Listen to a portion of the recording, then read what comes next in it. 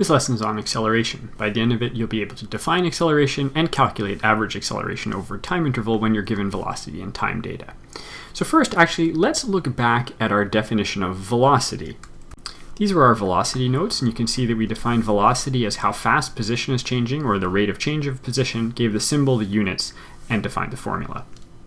Now acceleration just takes it one step further. Acceleration is how fast velocity is changing. Or similarly, we could call it the rate of change of velocity. Careful that we're talking about velocity, not speed. That'll become important. ROC means rate of change.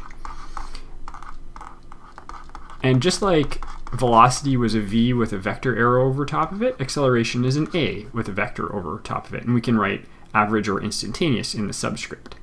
The units are meters per second squared, or meters per second, but we read it meters per second squared, which you'll also sometimes see written like this.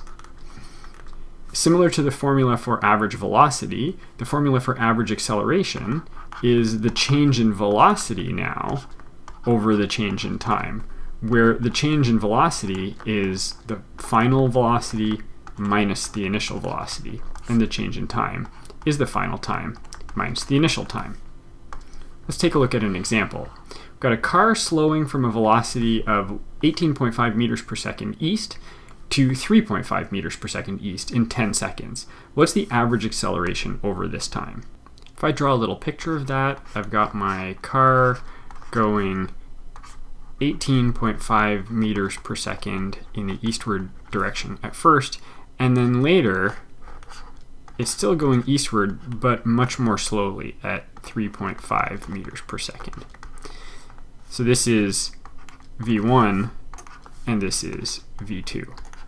So let's define east as our positive direction, because in both the beginning and the end of the problem, the car is moving east. Now, we use our formula. Average acceleration is equal to the change in velocity divided by the change in time. The change in velocity is the final velocity minus the initial velocity.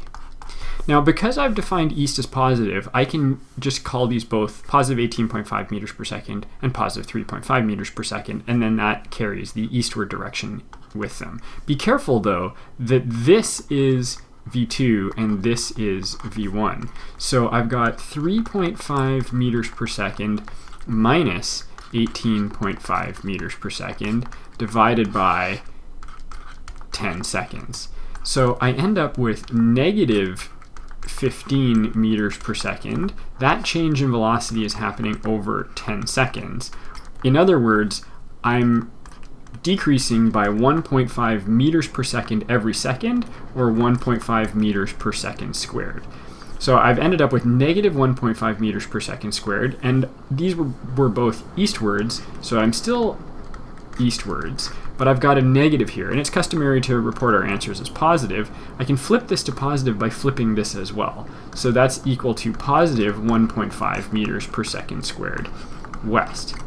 If we take a look back at the problem, what that means is to change from this bigger forward velocity to this smaller forward velocity eastwards, I had to have an acceleration in the westward direction, and this is the magnitude of it.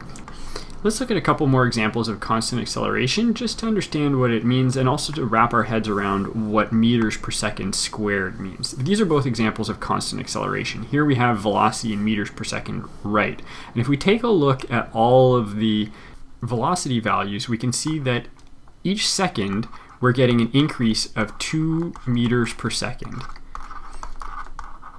So, in other words, the velocity is changing 2 meters per second per second.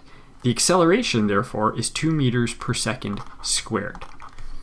Here, we see that the velocity is becoming more negative by 9.8 meters per second every second. In other words, the acceleration is negative 9.8 meters per second squared. And this example actually is of an object in free fall. That is, an object that's falling under the influence of gravity with no other forces acting on it. One more thing, it's important to remember the velocity is a vector, and so it has both a magnitude, which we call the speed, and a direction. And there's acceleration whenever either the speed or the direction or both changes. For example, imagine you had someone running in a loop at, let's say, a speed of 5 meters per second.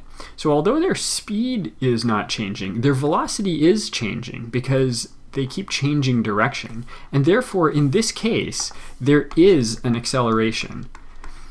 And that becomes important later when we start thinking about the forces that are acting to cause that acceleration. So just because the speed is not changing doesn't mean there's not an acceleration. The direction is changing, therefore the velocity is changing, therefore there's an acceleration. All right, in summary, acceleration is the rate of change of velocity. And it's defined, or at least average acceleration is defined as the change in velocity divided by the change in time. Also, it's important to remember that acceleration occurs whenever either speed or direction, or both, changes.